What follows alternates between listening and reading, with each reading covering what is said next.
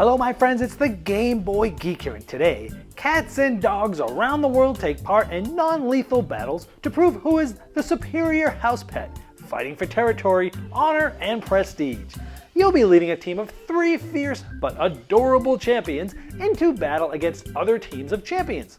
Tales of Conflict is a deck-building tactical card game for 2 to 4 players, plays in about 30 minutes, for ages 13 and up, and published by Magic. It's on Kickstarter right now, so I'm going to show you how the game works, and I'll see you on the other side.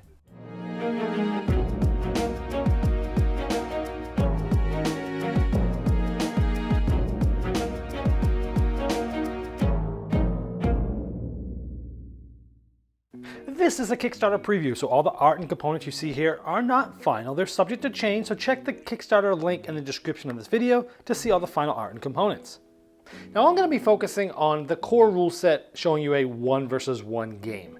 Now at the beginning of the game, each player gets to select their class. There's 4 classes to choose from. The yellow bannered class are the Thieves. Then each class comes with 3 kittens and 3 puppies for the champions, and you get to select which 3 you want. You could take all the kittens, all the puppies, or any mixture of 2 of them, but you'll only choose 3 of these and the other 3 will go out of the game. Now each of them have sort of like a little ability if you roll, a critical 6 and things like that, but you get to choose and build your champions. Now the red class, those are the knights. Now the green class, those are the assassins. And the blue class, those are the barbarians. Now this is sort of a deck building tactical card game, and what you're trying to do is capture all 3 of your opponent's champions. Each player is going to have 1 active champion and 2 support champions behind them, and anytime any one of their champions gets 5 hits, then you're able to capture them, and once you've captured all 3 of them, you've won the game. So let's say we have chosen the Knights for our class, and we have chosen which of the 3 champions we'll use. We choose 1 to be the active and 2 to be the support. We have Chloe, Wookie, and Umbra. Now each class comes with a 10-card deck of starting cards, so you'll shuffle these up. On typical turns, you're going to be drawing 5 of these cards into your hand and be playing cards that are going to be going to a discard pile. And if you don't have enough to draw, simply you'll take your discard pile and create a new draw pile, sort of like in normal deck building mechanisms.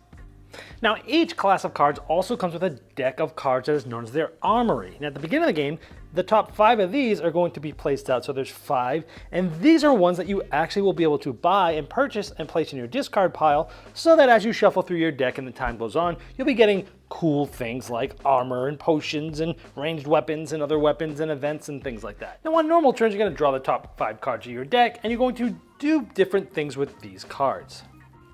For example, 2 of the cards I had was a sword and a small shield. Now each of these need 1 paw. Now when you're equipping weapons, you can have 2 1-paw weapons, or you can have 1 2-paw weapons, because you only have 2 paws. So in this case, I had these 2 cards and I've equipped them with that. Chloe now has a sword and a small shield. Now let's say the 3 other cards I had were all just play to gain 1 gold. All these were 3 gold cards. So I have 3 gold cards to spend. So right now I'm just going to go put these down here in my discard pile. And now I can purchase any of the cards here. So this one's 2, this one's 3, 3, 7, 5. Now, any gold you have, obviously I can't afford the 7 or the 5, the long sword, but I can afford any of these, and any gold you don't spend in a specific turn, you don't get to carry over to the next turn. But let's say we want to grab this armor. Now, anytime you buy a card from the Armory, a new one will replace it, so sometimes you can buy multiple things depending on how much money you have.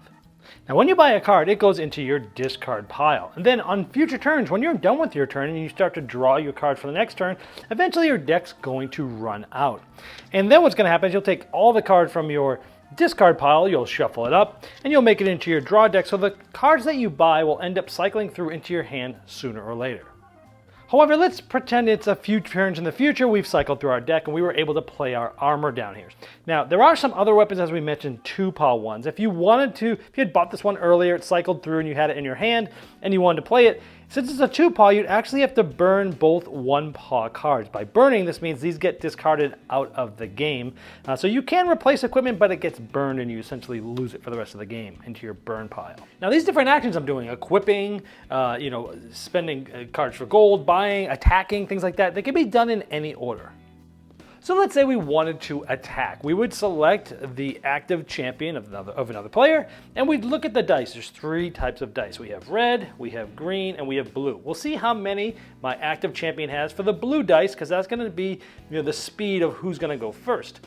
And so Chloe, we have 1. And the active champion for the other player, CB, has 1 as well. So each of us are going to roll 1 blue die.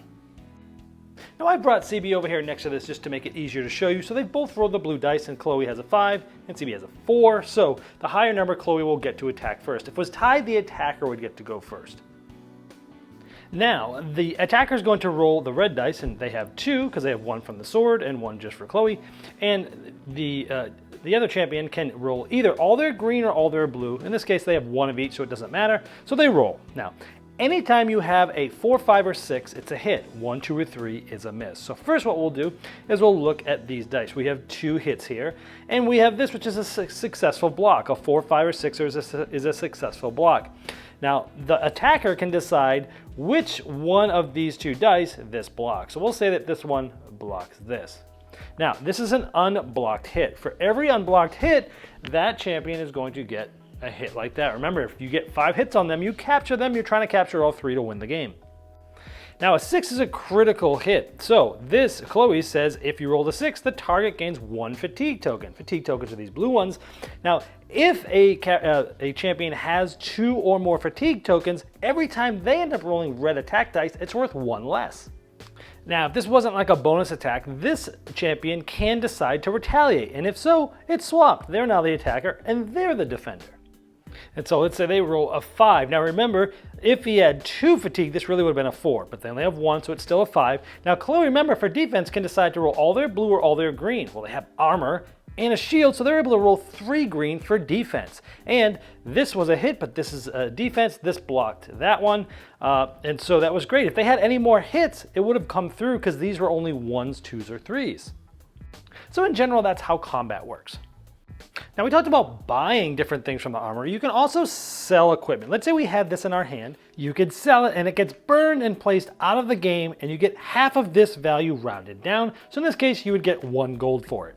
But let's say we looked like this and we had a 2-pod ranged weapon here. One thing you could do is play an event card from your hand, and these do different things. Like you can just play it, and it says support champions with bows and crossbows can reroll any 1s on all attack dice, because these are our support champions, and over the course of the game they're going to be getting different weapons and armor and such too. Or you can burn it, which means you'll burn this card out of the game, and bows and crossbows gain an additional attack die. So with the event, you can have a normal activation or a very strong one, but you end up losing the card. Now, one cool thing about having your active champion having a ranged weapon means that when you attack, you can attack their active champion, or you can attack one of their support champions, which is great because if you're able to attack them for 1 more Mustang, well, if you give them the 5th hit, you're able to capture them. Remember, capturing all 3 wins you the game. However, once you have less champions than the other player, then you'll actually add 1 to all your red attack dice. It's called Vengeance, which even means if you had rolled a 5, it becomes a 6 and can activate crits. The other cool thing is that if one of your support champions has a ranged weapon, when your active champion attacks another player's active champion, the support person with the ranged weapon can actually join in the attack with you. Also, if one of your support champions has a support weapon, when the active champion attacks, the support champion gets to roll 1 red die to help. Now remember, you can only activate your champion once, but there's different things they can do instead of attacking. They can look for gold, which essentially is getting them 1 more gold in addition to the other cards they've played to try to buy different things. And there's all sorts of different things. Like if you had this in your hand, you could burn it, removing it from the game to remove 2 hit point tokens. Or you could, if you had this great potion in your hand, you play it to remove 2 hit tokens, or you could burn it out of the game to remove 4 hit tokens. Another thing you could do for your single champion action instead is to rest, and it's to remove 2 of these fatigue tokens from your active champion. Now, if it didn't have any 2 fatigue, you can just remove 1 hit token. Now, a different thing you can do is tap out, which is you remove all your fatigue tokens from the active champion. All the cards in the hit stay, but you'll put this out of play as a support, and you'll bring one of your support champions in as the active champion. Now the last possible action you can do, remember you're only doing one action with your champion, is to search the armory. So you can take any amount of these 5 cards and put them at the bottom of the deck and then replace them trying to find something better to buy. So maybe we replace 3 cards and we have new options for us. And as you can see, some of these have different crit things. So the kite shield and the shield, if you roll a 6 on the green, you get to re-roll 1 green die. So that's kind of cool. So that's how turns pretty much work. You're going to draw 5 cards. You're going to be playing cards, possibly buying things, activating your champion, doing different things with your champion. Only one thing, but many different options. Maybe moving your support in, attacking, all sorts of different things like that. And the first one to capture all 3 champions of the other player is the winner. So let's check out some cards from some of the other classes, like the Thieves, for example. Cool, they're thieves, right? Thematically, an open market, they can play to buy 1 card from any armory. They're essentially stealing stuff from your market, for example. A smoke bomb, kind of cool. You'd have to burn it, but when you're attacked, you basically tap out, removing your active champion to your support champion, and your opponent doesn't roll. Essentially, you blow up the smoke bomb and you're out of combat. They have a throwing knife, which is ranged, which is kind of cool. They have a hand bow, which is ranged. They have a cool hooded cloak. They have a fake potion, which you place in the opponent's discard, and then when they draw it, that champion gains -1 to all their dice rolls until the start of their next turn. Pretty cool that you poison them with a fake potion.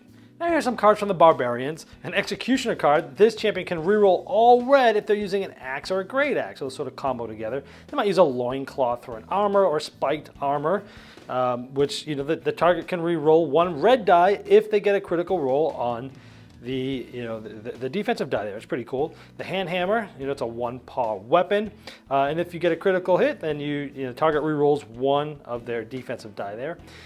Like to rage, you can play to make a bonus attack, which is in addition to, say, a normal attack you do with your champion, which is cool, but the other player cannot essentially retaliate with that. So that's kind of cool. Or you can burn it and make a bonus attack with rerolls to all your attack dice. Well, let's look at some of the Assassin's cards. You have the Shuriken, which is a cool ranged weapon. You have a Shuriken Storm, which allows you to reroll all red dice for the Shuriken. Some cool armor. You have a Katana 2-pawed weapon. You have the Green Poison, which can be used with ranged, and when you get a critical hit, it makes the defender reroll 1 of their dice. But if you have this, it allows this to be a critical hit on a 5 or a 6, which is pretty cool. Now there's many different variants that you can play of the rules, including a team game where you and another player can play as teammates trying to beat the other team. And the last cool thing about this game is that my very own Greyhound Socks is in the game, even has the tattoos on the ears that she has in real life from her racing days. Pretty cool. Well, there you have Tales of Conflict, and as I showed in the overview, you'll be picking your class and adorable champions and building your deck to capture their champions. If you'd like to see all the final art and components and all the different pledge levels available, you can click the link below me in the description of this video and it will take you directly to the Kickstarter project page, and I'm sure the creators of Tales of Conflict would love your support.